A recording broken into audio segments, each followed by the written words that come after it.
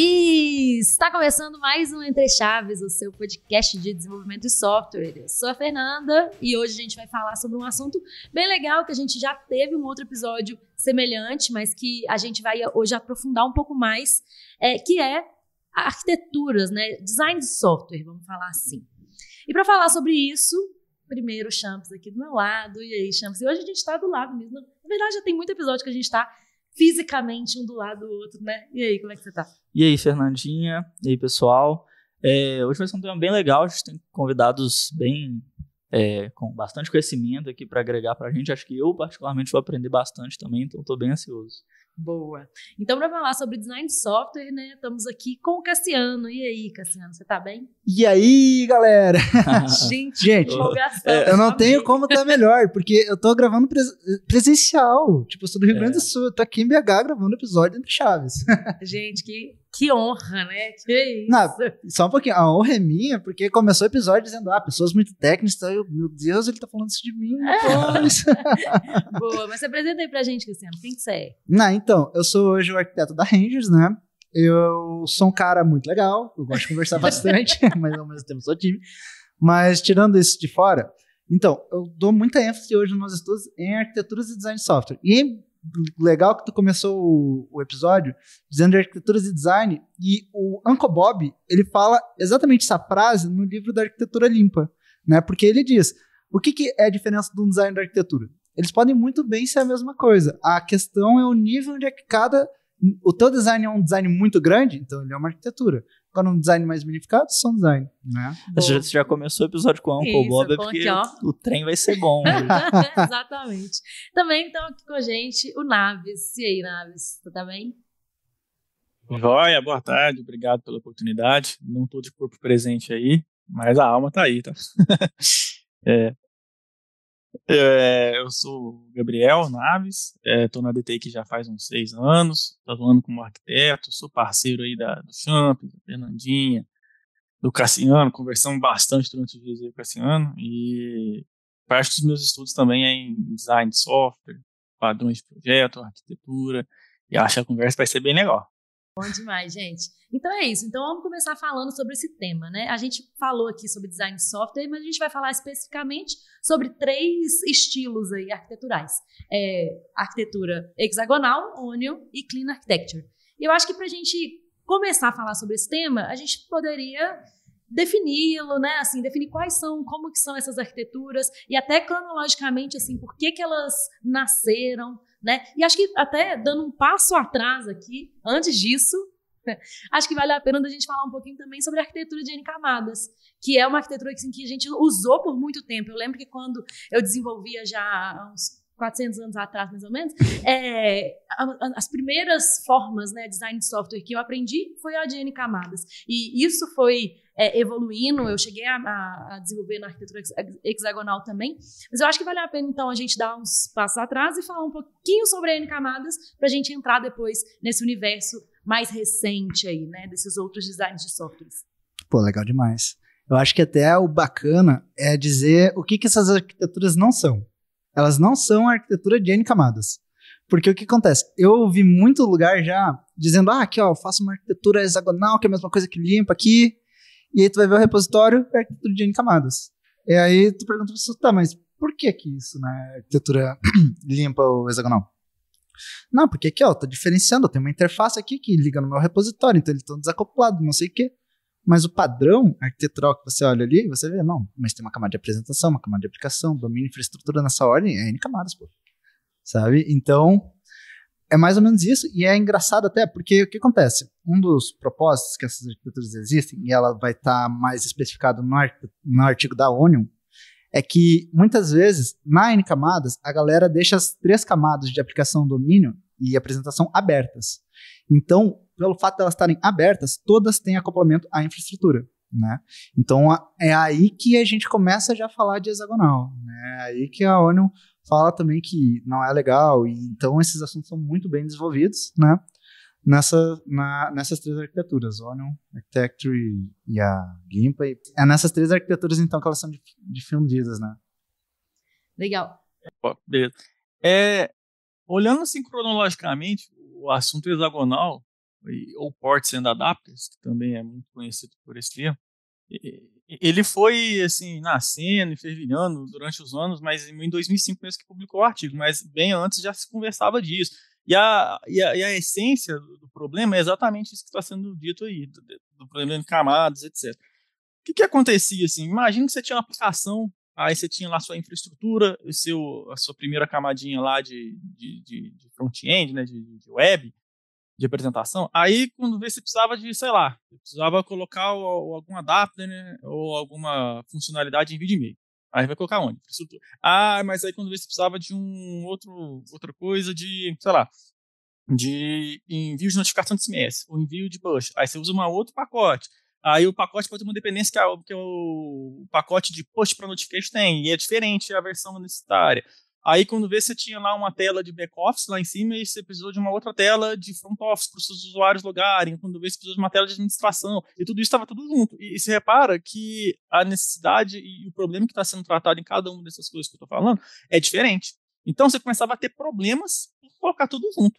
E porque o mundo real não funcionava assim, as necessidades do mundo não funcionavam assim. Você tinha uma tela lá de front office, quem que vai utilizar isso? É um perfil da internet aberta, é um usuário que vai ter autenticado para o usuário sem você tem uma outra necessidade de camada, né, de proteção. Aí, às vezes, a tela de back-office estava numa intranet, numa internet corporativa, assim, só acessada dentro de uma VPN dentro da sua empresa.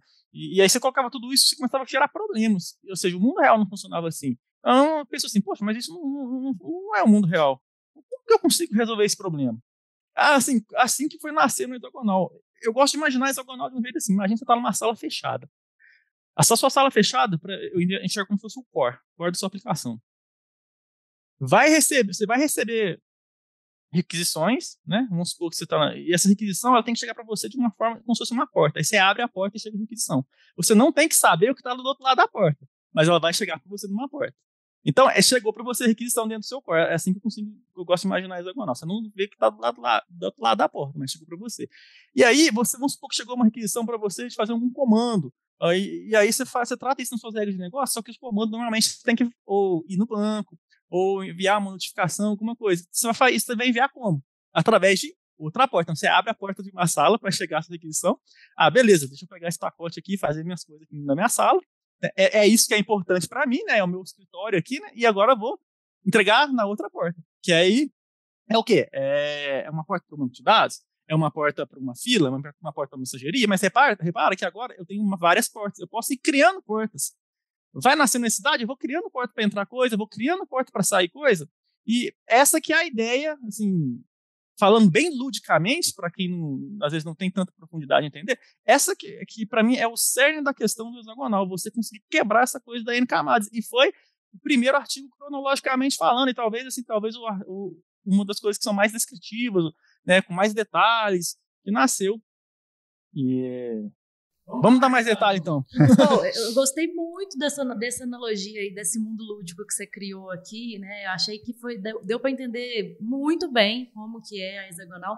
Eu acho que um dos problemas realmente que ela veio resolver é justamente esse acoplamento entre as camadas e essa falta de responsabilidade clara ali. Claro que assim, né? Eu tenho a camada de apresentação, eu tenho a camada ali de business, eu tenho a camada de repositório, né, de banco de dados, vamos falar assim, mas ainda assim é um acoplamento grande na N camadas, né, poxa, eu consigo acessar, eu não tenho uma interface, eu não tenho uma porta, né, que eu consigo falar assim, é por essa porta aqui que eu mando ou eu recebo, né, eu simplesmente consegui acessar e isso acabava gerando um acoplamento a ponto de que se a gente colocasse, por exemplo, pessoas júniores em projetos, aí vocês podem discordar de mim, mas júniores às vezes não entendiam muito e aí é fácil a receita de misturar as camadas e ter regra no lugar errado. Dependência cíclica. É isso aí, aí por aí vai, né? E quando você vê, pá, tá lá a referência errada. Tá lá, exatamente. Aí você tá referenciando na sua apresentação na camada do banco de dados, né? Aí de repente tá ali. Só um comentário bem rápido que eu fiz uma apresentação recentemente, até aqui dentro mesmo da DTI, e vi a possibilidade de fazer testes de arquitetura para garantir que não vai ter essas quebras de dependência. Achei isso bem legal. E eu acho que pode ser aplicável, evidentemente, a todas as arquiteturas que a gente vai falar aqui hoje, mas é algo interessante da gente comentar depois, discutir mais sobre, que eu nem sabia que existia e fiquei bem animado com essa possibilidade. Assim. Legal. Esse termo chama erosão arquitetural. É um termo e esses testes aí são muito úteis. O legal... Vamos começar a dar mais detalhe? Pode ir. Não, só complementando esses exemplos que vocês deram, que é bacana que a porta... É até interessante pensar que existem duas portas. Né? Existem a porta de entrada e a porta de saída. Lógico, entre elas existem N portas. Mas por que é engraçado? Recentemente lá na Rangers, a gente teve um projeto que a gente não sabia quem é que ia consumir esse projeto. A gente sabia que existia uma API de um terceiro, que a gente precisava requisitar dados lá e processar eles. Mas a gente não sabia se ele ia ser um Web Service, se ele ia ser uma Azure Functions, né? Então, não sabia. Então, o que eu fiz? Eu falei, pessoal, eu vou montar isso aqui no modelo hexagonal, e aí, quem for consumir, não importa, ele vai ter a porta de entrada. Então, eu fiz isso, e o mais bacana é o seguinte, nessas abordagens, até puxando o gancho do outro entre chaves, que foi muito legal sobre teste de software, todas essas arquiteturas, elas dão ênfase em tu testar primeiro, né? Porque a facilidade, quando a gente tem a porta de entrada, o teste nada mais é que uma das portas de entrada. Então a gente já vai codando com o teste ali primeiro, já vai consumindo, até fica mais fácil até fazer o teste de integração, né? E depois que entrou a parte de apresentação, aí você vai jogando para lá, né? Justamente. É como nós falou, né? Assim, o quanto, quem que vai plugar no meu core ali, independente, pode ser 500 aplicações, pode ser um mobile, pode ser um desktop, pode ser, né, um teste, pode ser uma, sei lá, qualquer coisa, né? Então, e aí fica muito abstraído, né? As regras ali, tudo muito bem contido nas suas camadas. Né? Isso aí. Conhecido como Ports and Adapters, eu acho que a gente conseguiu dar uma ideia legal de portas, né? A gente vai falar mais um pouco sobre isso. E vamos falar sobre adapters, né? O que é um adapter? Adapter, acho que já é um termo mais conhecido, né? Isso foi definido bem antes, você tem um padrão de projeto adapter. Mas a ideia é bem essa mesmo, é você ter alguma coisa que adapta a sua requisição, né, à tecnologia que você quer. Então, vamos supor que você tem um adapter para notificação em Event Bus, ou Kafka, enfim. Aí você vai pegar a requisição, né, do que veio do seu domínio e vai transformar isso de acordo com um protocolo, sei lá, que você está utilizando na sua mensageria, QTT ou qualquer outro protocolo aí de envio de mensagem. Mesma coisa para uma API, pode ser um adapter de entrada HTTP, que está transformando uma requisição HTTP em um formato que o seu domínio entende. E você desacopla, né, o seu domínio, que é na nossa atividade lúdica, é o seu escritório, que tem seus portas de entrada, então você desacoplou a tecnologia, né? Desacoplou o que é um HTTP, desacoplou o que é um gRPC, o que é um protocolo de comunicação de mensagens com o seu domínio. Então, essa é a minha visão de adapter. É engraçado até que esse já é o primeiro ponto polêmico, eu acho, dessas três arquiteturas, que é onde é que tu coloca a Web API, por exemplo. Porque a gente está acostumado com ela sendo uma camada de aplicação, às vezes camada de apresentação, dependendo da abordagem. E aqui não, aqui ela é uma infraestrutura. E não só uma infraestrutura, é uma infraestrutura de entrada. Né? Porque existem ainda as questões, quando a gente fala da hexagonal em específico, de assimetria, de esquerda e direita. Né? Eu não vou entrar em muitos detalhes para não confundir, né? Mas a esquerda é o que está entrando e a direita é o que está saindo. Então, essa é uma abordagem bacana. E até o Alistair Cockburn, que é o inventor da arquitetura hexagonal, ele fala justamente dessa questão do adapter. Ele referencia lá que ele tirou essa ideia justamente do livro de padrões de projetos, né? Que é o livro que retrata os Golf Patterns. E lá, então, ele fala que, olhando para o adapter, ele olhou para essa arquitetura e pensou, cara, isso aqui comba demais com a minha aplicação. Né? Então, vamos criar algo em cima desse padrão. E aí, ports e adapters. Show de bola. A gente começou falando, né, pessoal, quando estava explicando a nossa atividade lúdica, que tinha, né, um sistema de back-office, um sistema de front office, às vezes um batch na mesma aplicação, e o banco. Só que isso realmente você percebe que já é uma aplicação um pouco mais monolítica, uma aplicação grande. Né? Mas isso não quer dizer que o hexagonal não se aplica para microserviços de aplicações pequenas. Tá? É que, antigamente, o conceito de porta ele ficava um pouco mais abstrato mesmo. Você tinha a porta de entrada para, né, para um sistema de administração, etc. Só que agora, quando a aplicação está cada vez mais pequena, cada vez mais microserviço, a porta cada vez fica menor. Né? E Só que você percebe, um microserviço, ele pode ter uma comunicação HTTP, pode ter uma comunicação de gRPC, pode ter uma comunicação de e-mail, de parte de push-up notification em algum aplicativo, de HTTP, né, de saída, né, que tem o HTTP de entrada, que você está recebendo request, e de saída, que você está enviando a request para o serviço. Então, faz muito sentido aplicar hexagonal em um microserviço. Não quer dizer isso que a gente não deve aplicar, tá? É que o software vai mudando e as ideias vão mudando. Você tirou, assim, a pergunta da minha boca, assim. Eu estava justamente fazendo essa comparação, né, entre microserviços e a hexagonal. Se justamente, né, se é aplicável, o quão é aplicável. Mas é interessante. Assim. Nossa, é demais. Inclusive o Val Vernon, no livro vermelho sobre Domain Driven Design, usa exatamente essa arquitetura para exemplificar não o microserviço, mas o SOA. Né? Mas se a gente for olhar no SOA como uma derivação do microserviço, eles comam muito bem. Porque imagina, né, você tem várias comunicações e tu poder separar exatamente quais são as comunicações que vocês têm, isso é bom até para injeção de dependência. Tipo, que nem, não sei se vocês já tiveram na aplicação de vocês, tipo, eu criei um controller aqui e eu vou agora dar play na minha aplicação e ela dá erro porque faltava injetar uma dependência X. Uhum. Na arquitetura hexagonal, você consegue criar uma camada de OC e definir exatamente o seguinte: para aplicar isso aqui, você tem que resolver a dependência de todas essas interfaces. E aí isso aí acabou umas dores de cabeça que, olha, para mim, pelo menos, era muito chato, sabe? Uhum. Eu também confesso que tinha até anotado no meu caderninho essa discussão de microserviços e monolito, porque vários dos exemplos que o Naves deu aí é de uma aplicação que foi crescendo e tudo mais, né? Então. Mas até sobre o que o Cassiano falou, pensando em DDD, eu acho que faz super sentido, né? Você usar ports and adapters para separar um domínio específico e conseguir, né, tratar ele e a partir de várias requisições diferentes, né? Tudo naquele domínio rico e específico ali, né? Exato. É até interessante pensar o seguinte, lógico, no artigo, nenhum dos artigos dessas arquiteturas vão falar o termo DDD, né? Pelo menos eu não encontrei. Mas se a gente olhar como centro da nossa aplicação e pensar nas abordagens de Domain Driven Design, o centro da nossa aplicação é o domínio. Exatamente. Né? Sim. Então isso é combo demais, assim. Sim. Total.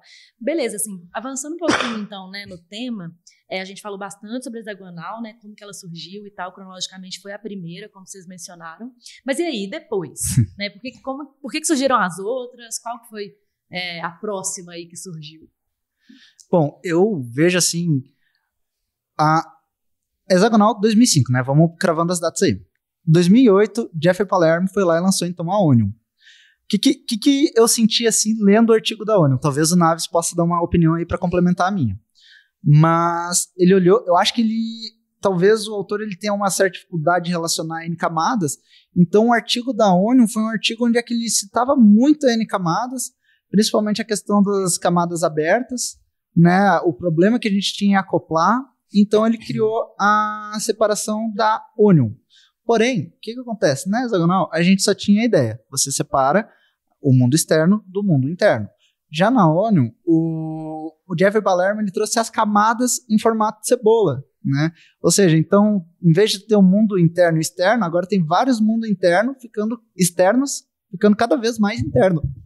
Então, assim seguiu essa arquitetura. Porém, tem um ponto que eu não gosto muito dela, porque lendo o artigo, ele cortou muita boa prática bacana da arquitetura de ports e adapters, sabe?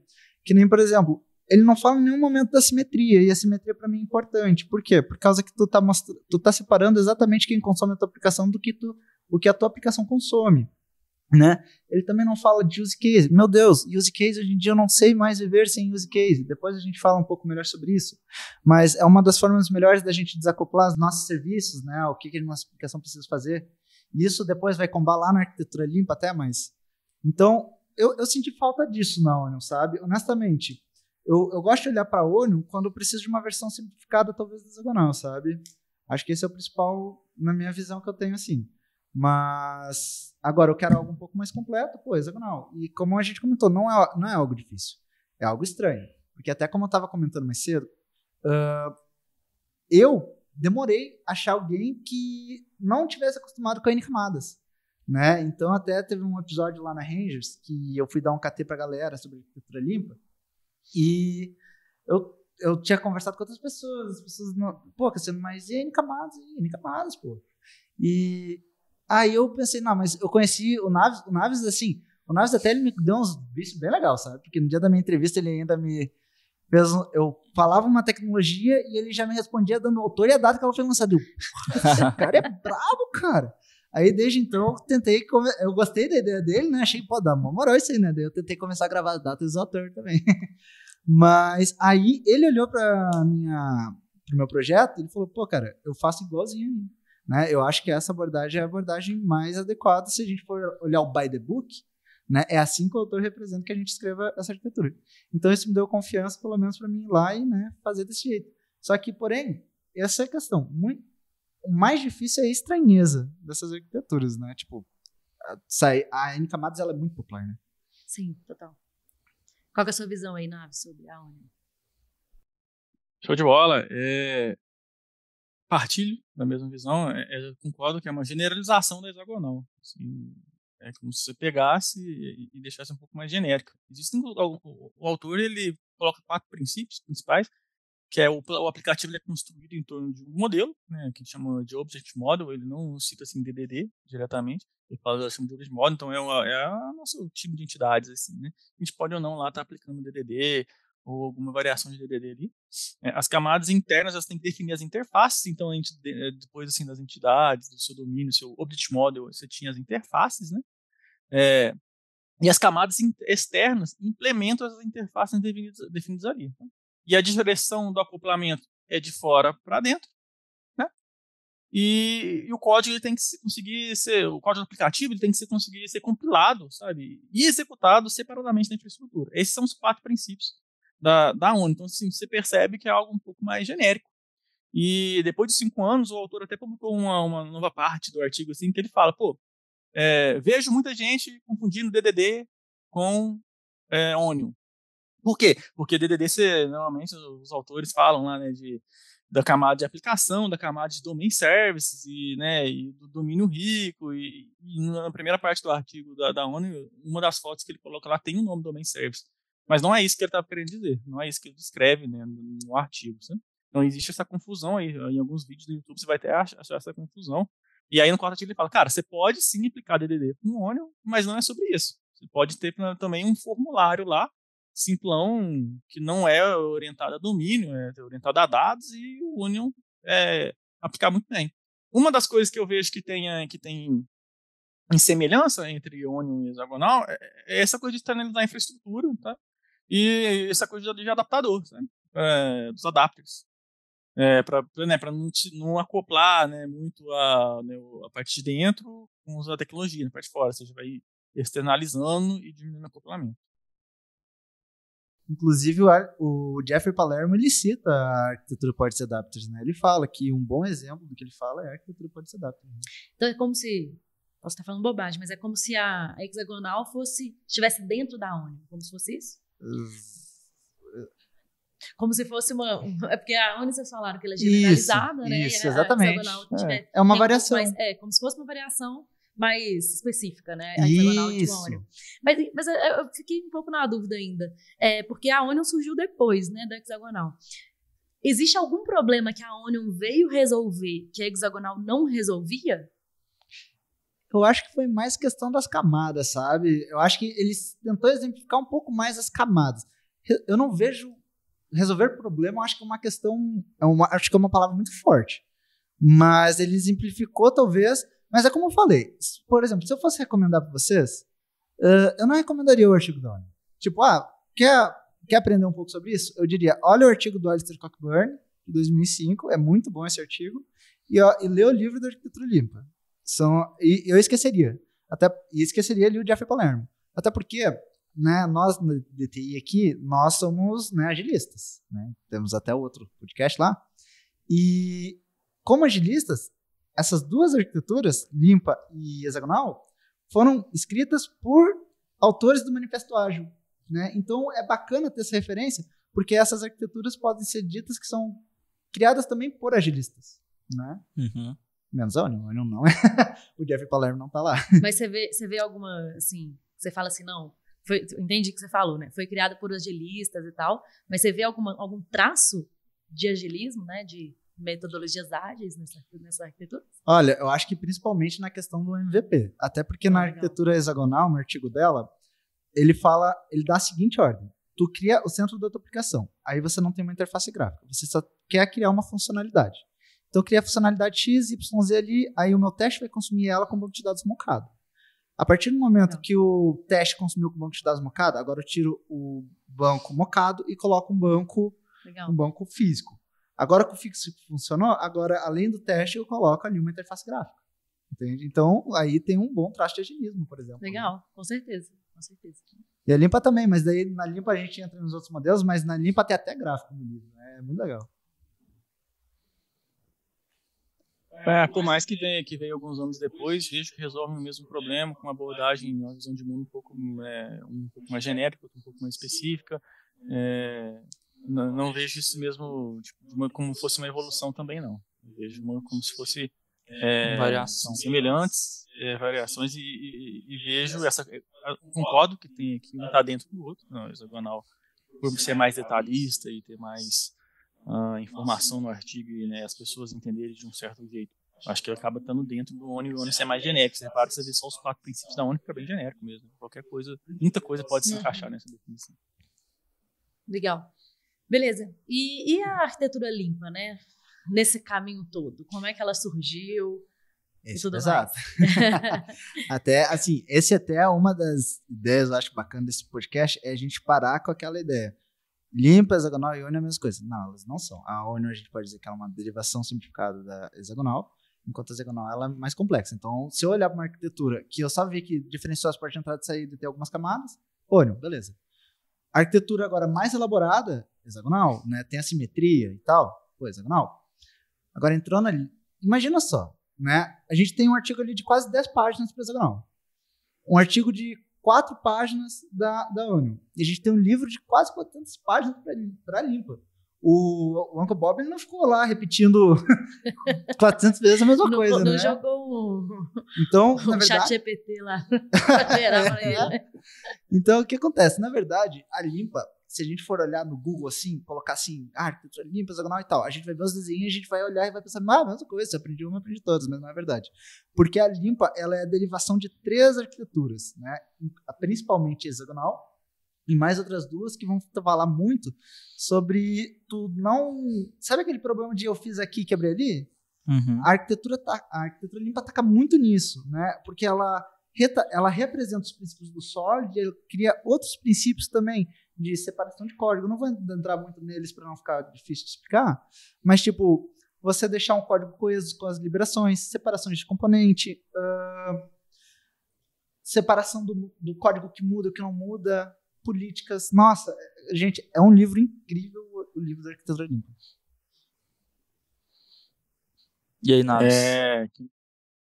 Que nem foi dito, é um livro gigante, tem muito mais informação e descrição lá, sabe? Então, quando a gente fala de arquitetura limpa, não é só uma descrição, uma receita, faça assim, traz os conceitos, sabe? Então, por exemplo, quando tem uma parte que vai falar de entidade, fala, cara, aqui você tem que ter as regras de enterprise, né? Aquela regra que existe mesmo se você estiver rodando código no papel de pão. Então, a arquitetura limpa fala sobre isso. Se você não faz isso, a arquitetura limpa fala sobre SOLID, né, do princípio, né, de single responsibility, open close. Tudo isso está na arquitetura limpa. Se você não faz isso, você não pode nomear de arquitetura limpa. E muitas das escolhas das coisas que a gente está falando aqui, dá para colocar lá para fora isso e etc. O Uncle Bob ele conseguiu traduzir isso muito bem nos princípios da arquitetura limpa, sabe? Que tem sei lá, são vários, tem o de reuse release, de common closure, tem vários princípios que ele conseguiu traduzir essa essência nos princípios, que são vários capítulos do livro também. Então, é uma descrição muito mais completa, né, e se você for pensar assim, cara, eu preciso aprender, eu quero aprender como se faz código bom, talvez seja uma boa ação ler esse livro, porque ele ensina, sabe? Ele não é uma receita, ele traz os princípios, você vai aprender a fazer, você vai aprender o que o cara falou que tem que ter porta. Qual que é a essência aqui, entendeu? Qual que é o princípio por trás disso? Tudo isso está lá no livro. Então ele conseguiu extrair os aprendizados, que nem Cassiano comentou, os aprendizados que estavam meio que assim, abstraídos em algumas receitas de bolo, ele conseguiu abstrair tudo isso, pôr nome, listar, organizar, colocar em um conteúdo palatável e colocar no livro. Então, por isso que ele é muito mais completo, por isso tem 400 páginas. Deixa eu ver se eu posso dar algum exemplo de coisas mais importantes. Por exemplo, ele detalha mais também o que tem um caso de uso, né? Que é um conceito bem importante que fala um pouco lá no Hexagonal, mas no livro você tem mais detalhes, tem mais detalhes de Solid, de entidades ricas, do pacote que está para dentro, né, da camada que está para dentro ser cada vez mais abstrata, né, e o que está para fora, assim, quer dizer, uma coisa que muda menos não pode depender da coisa que muda mais. Todos esses princípios que explicam todas essas ideias na Onion e na Hexagonal. E com tantos conceitos, princípios e mais volume de informação, mais volume de boa prática a ser seguida e tudo mais, vocês acham que o Clean Architecture não chega a ser algo um pouco utópico no sentido de você falar assim, tá, isso aqui é Clean Architecture, ou assim, seria algo mais para a gente seguir como boas práticas de arquitetura na hora da gente desenvolver e se orientar aquilo, ou a gente consegue ter um software hoje e afirmar assim, tá, isso aqui é Clean Architecture? Olha, eu gosto de... inclusive, no meu GitHub, eu coloquei um exemplo de código limpo, um exemplo de código hexagonal. Qual é que é a diferença de um para o outro? A arquitetura limpa ela é muito ampla. Inclusive, a arquitetura limpa ela pode dissoar até entre microserviços, né? Ou seja, eu tenho uma arquitetura de microserviço junto com uma arquitetura limpa, essa frase é correta.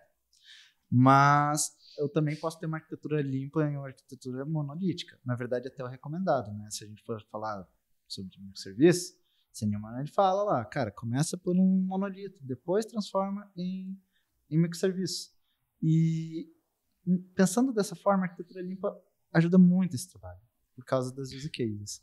Então, agora, uma arquitetura que, beleza, talvez a use case ela já seja um termo abordado na hexagonal, porém, agora, as abstrações, a separação, que nem, por exemplo, uma coisa que eu acho muito bacana da arquitetura limpa é o seguinte fato de separar o código mutável do não mutável. Ou seja, ele fala muito bem de um termo que tem no livro do Eric Evans sobre Domain Driven Design, que são políticas. Então, imagina o seguinte, eu tenho uma controller de cadastro. Na minha controller de cadastro, o que pode ser volátil nela? O dado comum é uma DTO entrar, ser transformada em uma entidade e ser persistida. Ela vai passar por uma validação, ela vai ter uma regra de negócio. Então, essas partes que mudam, elas podem ser políticas. E o que são políticas? São interfaces que apresentam uma regra de negócio. Vamos imaginar uma prefeitura. Eu tenho a prefeitura de Porto Alegre, eu tenho a prefeitura de BH. A forma de trabalhar com essas prefeituras são políticas. Então, eu vou separar elas como uma parte volátil do meu código. E quando eu precisar, por exemplo, fazer um teste, eu vou testar só a política. E no meu código imutável, que chama política, eu vou ter lá um padrão, abstract factory method, um builder, sei lá. E você vai ligar essa parte imutável lá. E sempre que tu precisar mexer nela, tu não vai ter que pôr em risco o código que já está pronto. Então aí já puxa gancho para dois princípios. O primeiro do ACP, do Solid, e o segundo do fechamento comum, né? Por causa que parte do que está... Fechamento comum da arquitetura limpa, tá? Porque parte do que está desenvolvido está junto, que é o que não é volátil, e o que está volátil tem em outro lugar, né? E da responsabilidade única, porque um código tem que ter apenas uma responsabilidade para mudar. Então você vê que a arquitetura... já é muito difícil a gente começar a entrar aqui em todos os detalhes da arquitetura limpa, né? Porque a gente vai acabar talvez deixando o pessoal um pouco confuso. Mas é mais ou menos essa ideia. É identificável, sabe? A arquitetura limpa, pelo menos ao meu ver. Com certeza, né? As 400 páginas aí não foi gerador de lero-lero, né? Assim, tô entendendo que tem muita coisa por trás mesmo. Muitos princípios para serem aprendidos, muita coisa. Mas essa parte do user case eu acho que seria bem legal. Isso é muito legal. Você começou a falar um pouco de... Vamos pensar numa prefeitura, por exemplo, né? Então eu queria que a gente desse um exemplo um pouco mais real, assim, um pouco menos abstrato, de um caso de uso mesmo, né? De user case, para que as pessoas consigam entender mesmo a diferença. E outra coisa que eu queria falar é que você podia disponibilizar seu GitHub pra gente colocar, né, assim, pra galera que tá ouvindo o episódio entender, ver na prática mesmo, dois códigos, assim, né? Pode ser, assim, são eu tô melhorando esses códigos lá, tá? Inclusive no meu GitHub, agora fazendo merchandising, eu tô recriando a aplicação eShop on Containers da Microsoft. A nível de estudo mesmo, né? Então, quem quiser ver lá também no futuro vai ter. Massa, a gente disponibiliza. Vai chegar vários PS pro seu. Mas meu GitHub eu não sei ele de cabeça, tá? Mas é Cassiano... Não, mas a gente deixa na descrição do episódio. Alguma coisa beleza. Mas é mais ou menos isso. Agora, não sei, quer falar do use case? Eu falei um monte agora, né? Quero sim. Eu quero só contar uma história para ficar um pouco mais palatável o conceito. Assim.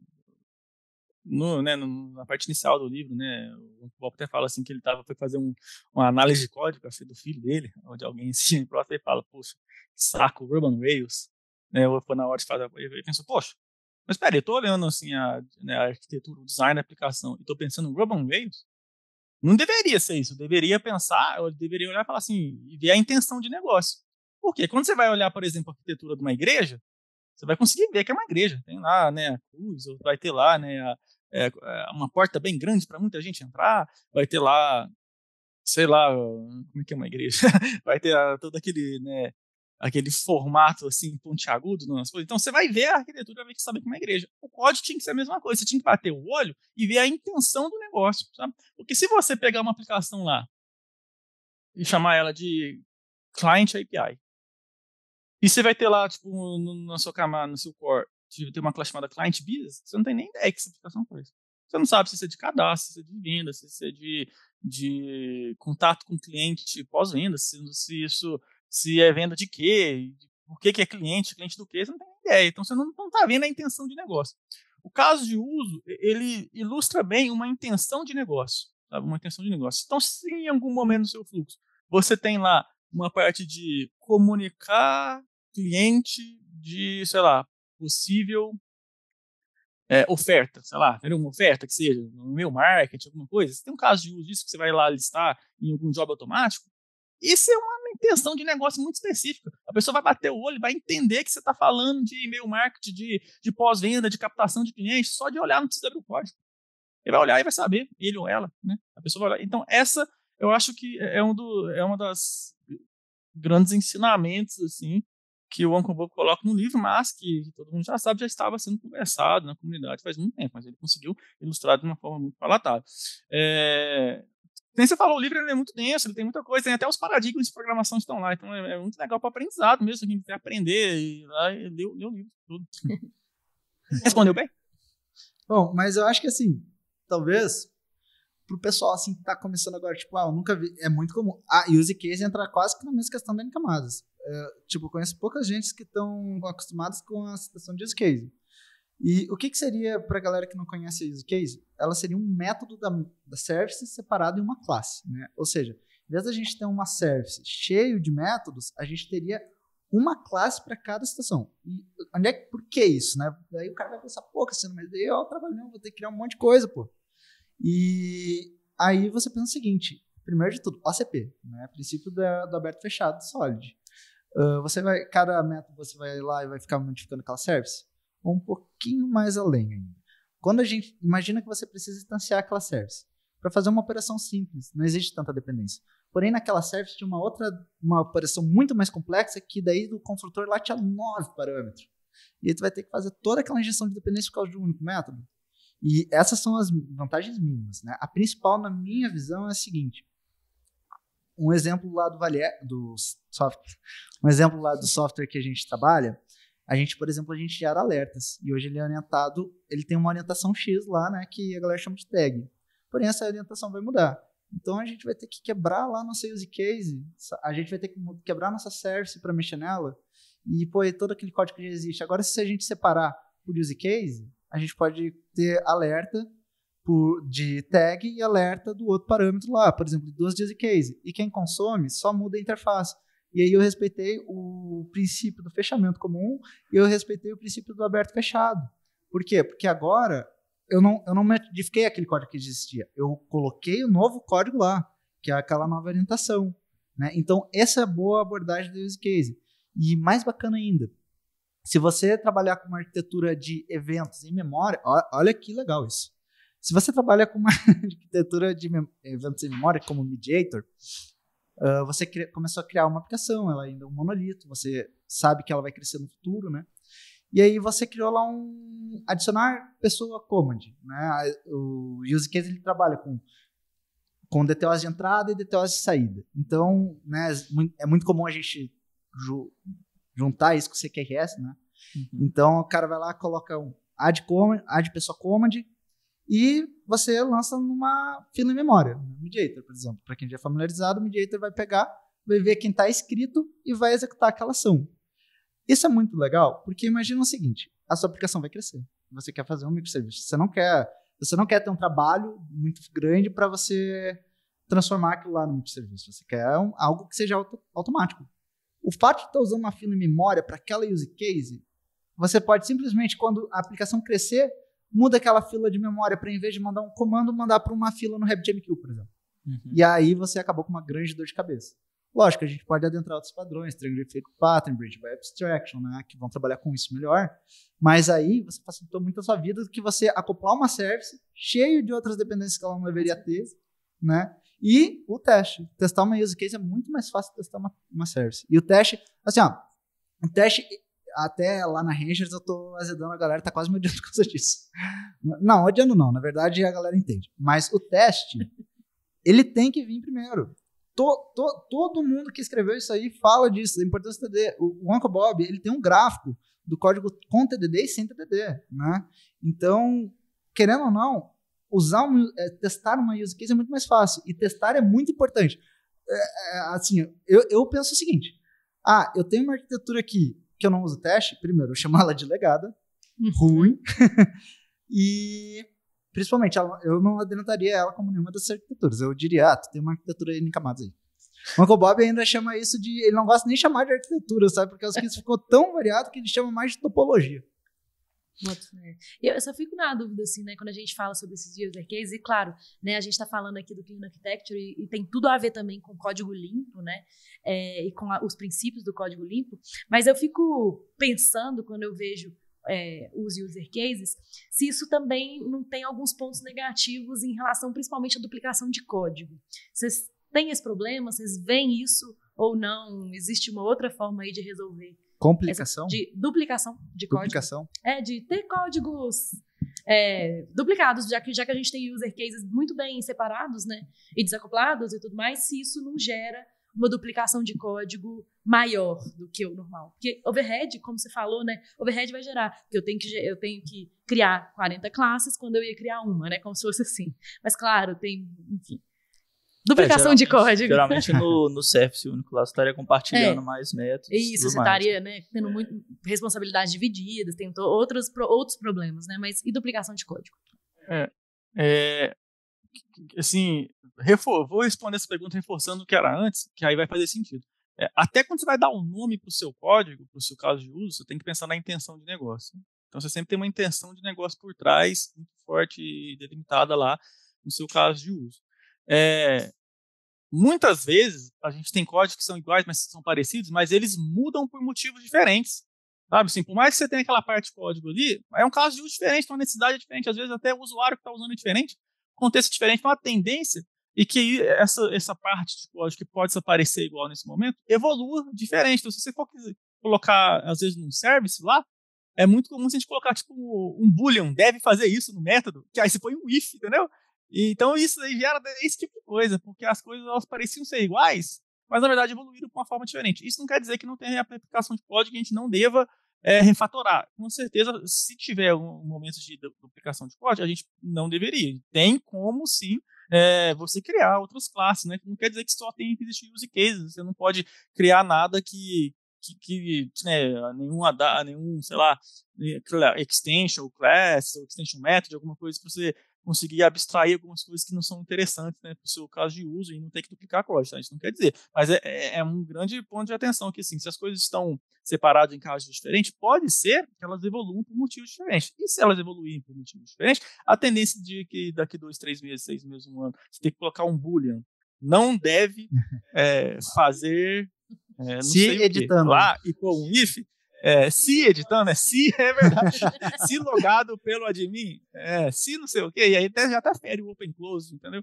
Então tem essa questão sim, e você pode refatorar para diminuir duplicação, mas tem que realmente perceber se é uma duplicação de fato, ou se são só coisas que são parecidas. Excelentes frases do Uncle Bob. Eu reconheci. Assim, a gente vai falar muito do Uncle Bob, porque a arquitetura limpa é do Uncle Bob, né? É tipo, ele que publicou.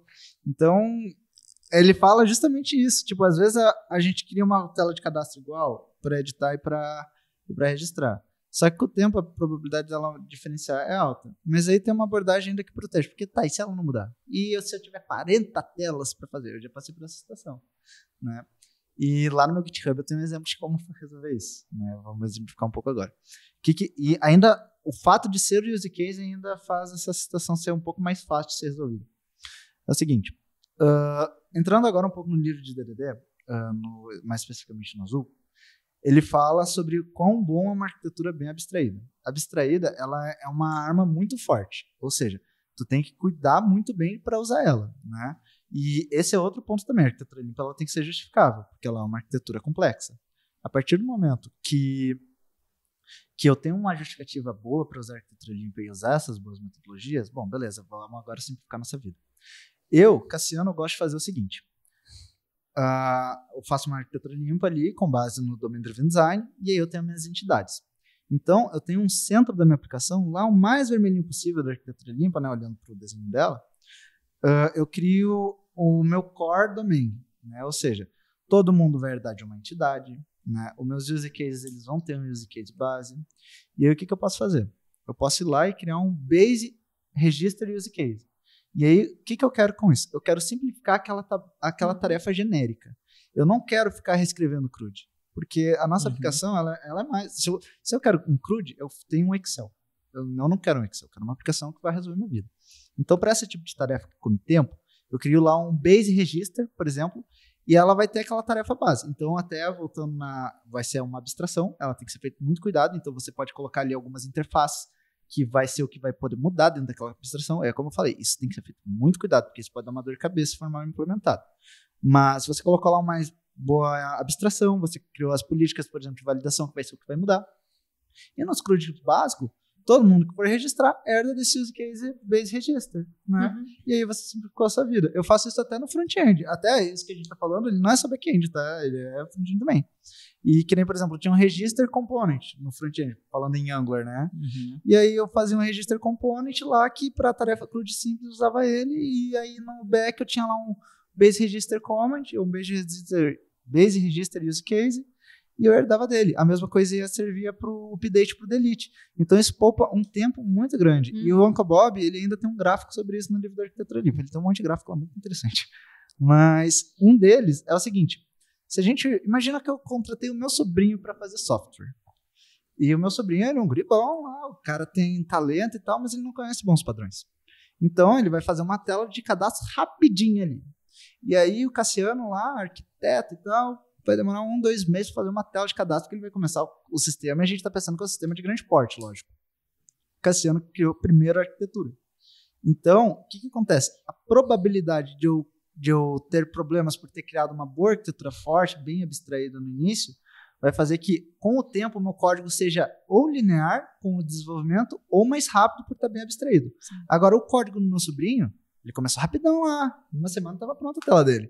Só que com o passar do tempo, aquela regra de negócio vai crescendo, vai se acoplando, vai ficando difícil de mexer, e com o tempo, daí cada feature vai ficando cada vez mais cara.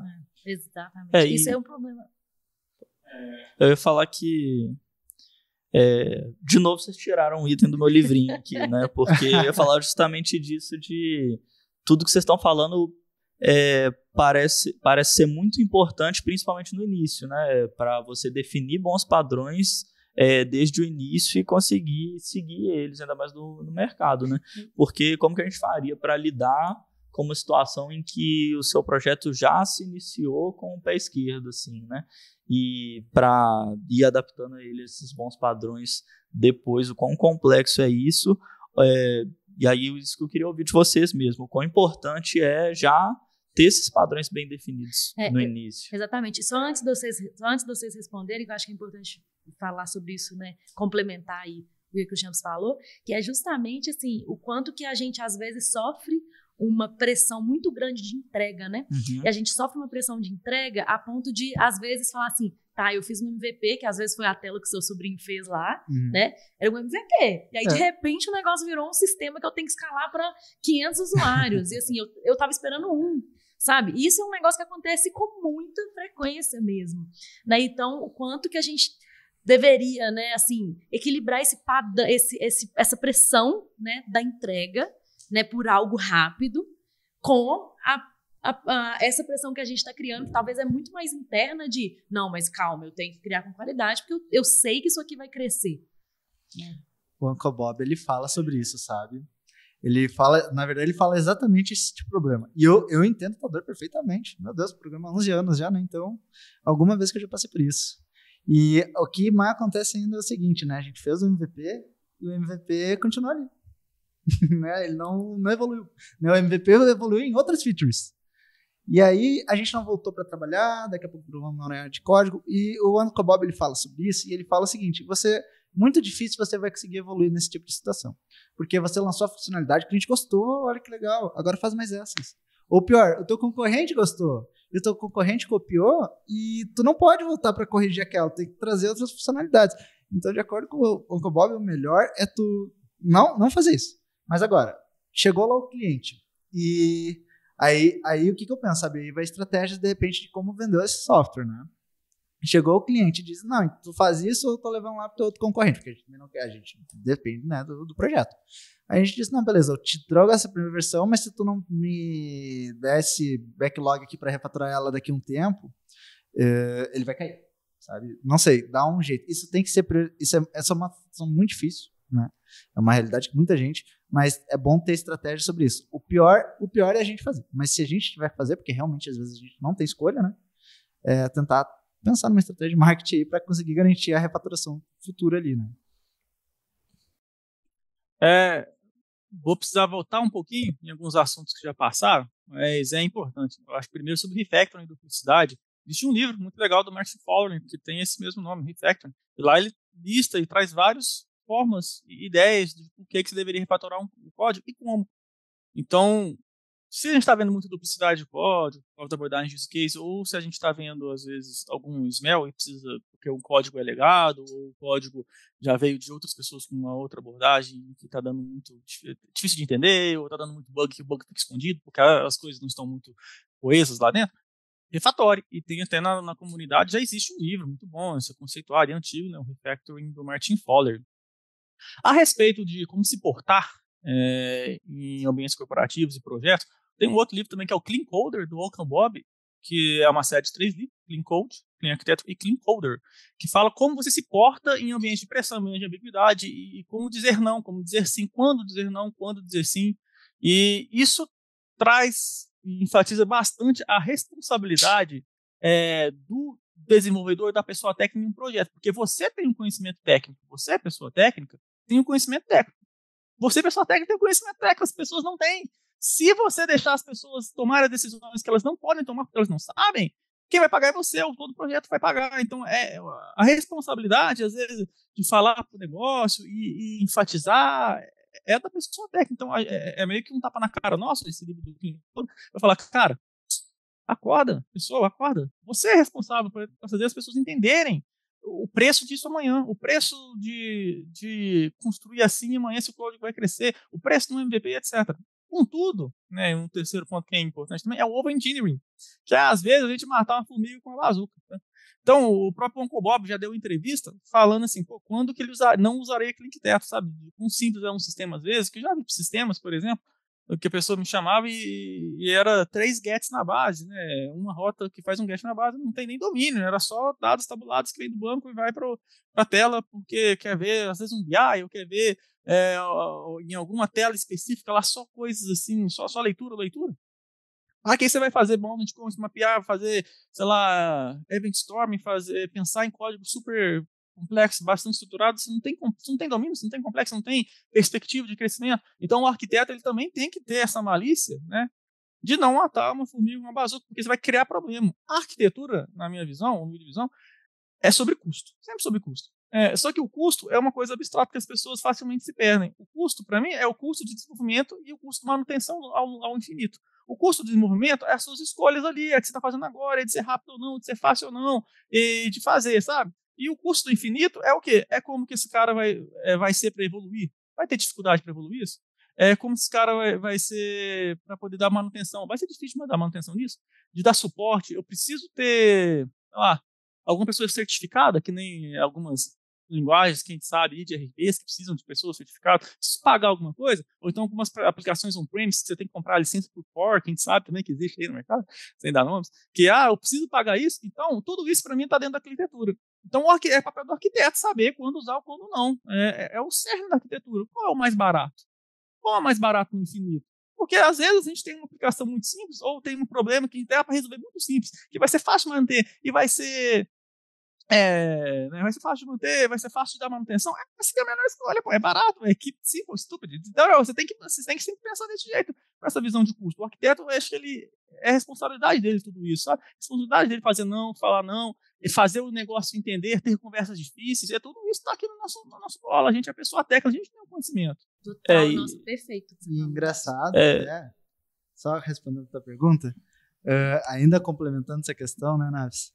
O Uncle Bob, ele ainda fala, né? Por exemplo, beleza, eu fiz um código que não tá legal, eu fiz o software aqui, agora eu paro para refatorar. Normalmente, essa situação, ele tá refatorando o mesmo erro, né? Dificilmente a prática de reescrever todo o código vai ser uma boa prática, né? E aí tu perguntou antes sobre, né? Beleza, tem um legado, não tá legal, eu quero colocar uma arquitetura limpa. Existe um padrão chamado Branch by Abstraction. Ele, para mim, refatoração, normalmente eu gosto dele, sabe? Que é o seguinte, eu crio uma branch com abstrações, né? Ou seja, aqueles requests que os microcontrollers fazem, elas vão começar a fazer requests para interfaces de serviço. E, gradativamente, eu vou trocando as interfaces, em vez de mandar para o meu serviço, eu redireciono esse request para o meu novo sistema, para a minha nova feature. E assim, aos pouquinhos, eu vou trocando aquele sistema antigo que o cliente já não quer mais pelo sistema novo. E essa, para mim, é uma boa abordagem de tu trazer uma arquitetura mais moderna, não só uma arquitetura mais moderna, trocar para microserviços, trazer um legado. Né? Sim. Legal, e conversa muito com isso que o Naves estava falando também, de assumir que vai acontecer esse tipo de problema e a gente vai ter que refatorar, né? E o quanto que a conversa de arquitetura conversa também com entender o mercado e os custos das coisas, né? E muito legal o que o Naves falou, porque mais importante do que conhecer e saber ali o que vai ser melhor para o projeto é também convencer, né, e de que e bancar, né, que aquilo é o certo a se fazer naquele momento, né? Eu acho que a gente até queria falar um pouco assim de quando aplicar cada uma das arquiteturas e tudo mais, mas por questão de tempo e até pelo que a gente já discutiu aqui também, eu acho que assim, deu para entender que vão ter casos igual o Cassiano comentou de assimetria, que é legal você usar arquitetura hexagonal e tudo mais, e vão ter casos específicos que você vai identificar que será melhor usar uma ou a outra, mas acima de tudo, igual o Naves comentou, não achar, né, a gente fica encantado com as possibilidades de fazer um software lindo, mas não achar que é isso que vai ser a bala de prata para todos os projetos, todos os problemas, né? Perfeito, Champs. Eu acho que é exatamente isso, assim, a gente já falou bastante, até em algumas aplicações mesmo e tudo mais. Talvez isso possa render outro episódio que a gente toda vez aqui fala, que vai gravar também sobre gestão de débitos técnicos, gestão de débitos arquiteturais, né? Gestão de débitos de design. Eu acho que isso tudo é super importante para que a gente consiga criar bons códigos, né? E códigos com uma manutenção, como o Naves bem falou, com custo baixo no infinito. E é isso. Então, valeu, gente. Foi muito massa esse episódio. Bom demais. Amei. Amei. Quase que o microfone caiu. Né? Quase morri, mas tá tudo bem. E é isso. Então, obrigada, galera. Até a próxima. Tchau, tchau. Valeu, galera. Até mais. Tchau, tchau. É nóis.